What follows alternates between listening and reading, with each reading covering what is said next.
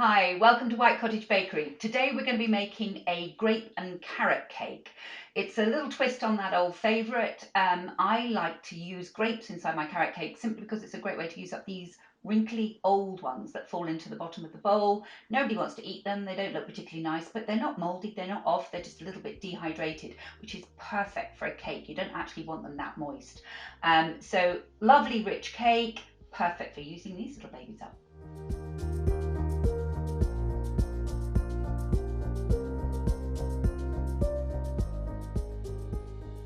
So, carrot cake, dead easy, the easiest of cakes to make. Takes quite a few different ingredients, but that's what makes it so delicious. We're recording this at the time of lockdown, so you have to do a lot of subbing sometimes.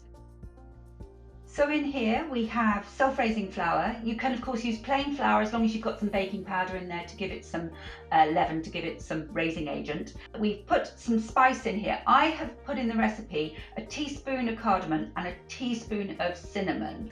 That's in there with half a teaspoon of salt. I'm going to put a little bit of extra nutmeg as well. So it's always nice to freshly grate your nutmeg. So I've got a little grater here, probably about a quarter of a nutmeg, just to give a little, the smell is just fantastic if you can actually grate it freshly. Right, that will do fine. There we go, so we're going to add that fresh. So that's our dried ingredients. I've got some toasted pecan and some toasted pumpkin seeds in here.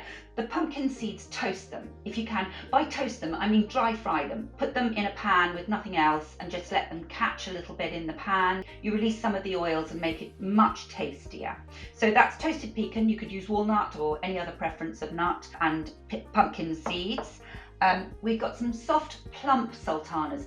If you've got really dried up sultanas, or you could use raisins of course, just give them a little bit of soak in some water or some tea before you use them and pat them dry. Brown sugar and granulated sugar. I like to use a mixture of the two. If you've only got granulated sugar, it's fine. You get a bit of a richer taste from that lovely brown, the sort of molasses taste of the brown sugar, but white sugar's fine. We're going to use a little bit of vanilla extract, or you can put a whole vanilla bean, the seeds of a whole vanilla bean in if you happen to have vanilla beans. A neutral oil, so don't use olive oil, it's too distinctive in flavour. This is just a vegetable oil, a sunflower oil. You could use a rice bran oil, one that doesn't taste very much. And we've already spoken about our lovely wrinkly grapes. And then we have the eggs, 3 medium eggs. So it's about 150 grams worth of beaten egg. And of course, last most important ingredient, our grated carrot. Okay, so all in one method. So we start off with our oil, that's going in straight away. So the liquid elements go in first, and by liquid I include our sugar. So there's our oil, our sugar is going in now. Just going to give that a little stir just to make sure there's no obvious lumps. You know how brown sugar can sometimes clump together, so we'll just beat out any lumps that might be in there. In goes the egg. 3 medium eggs, just roughly beat them together. Now we're going to start adding our drier ingredients. So we'll put in the carrot first of all.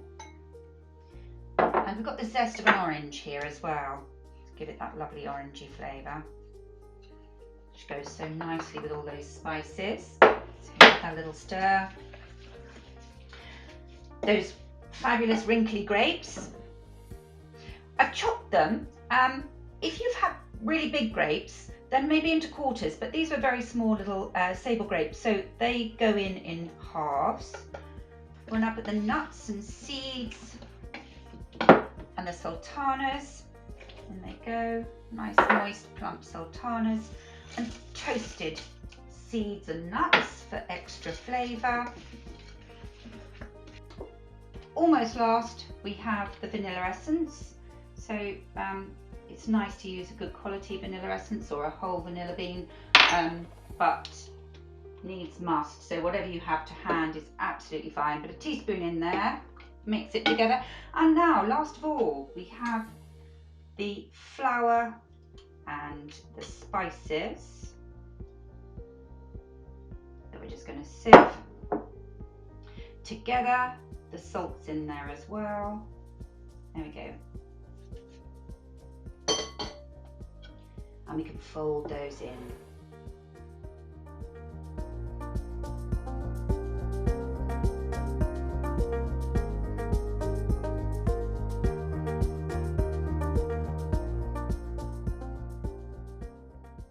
So you don't need to be too gentle here.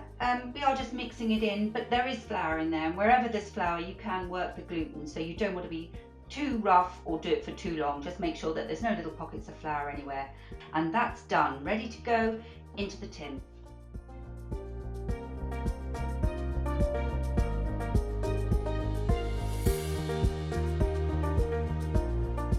So that's now ready to go into the oven. It will rise up, but not like a sponge cake where you might expect it to come up as double the depth. It will rise a little.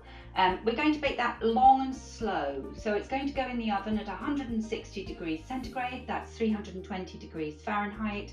And we're going to bake that for probably around an hour and a half, maybe a little less.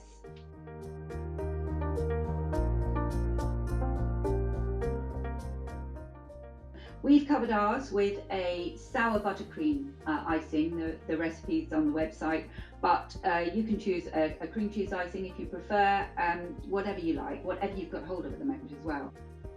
So there we have it, grape and carrot cake. Enjoy.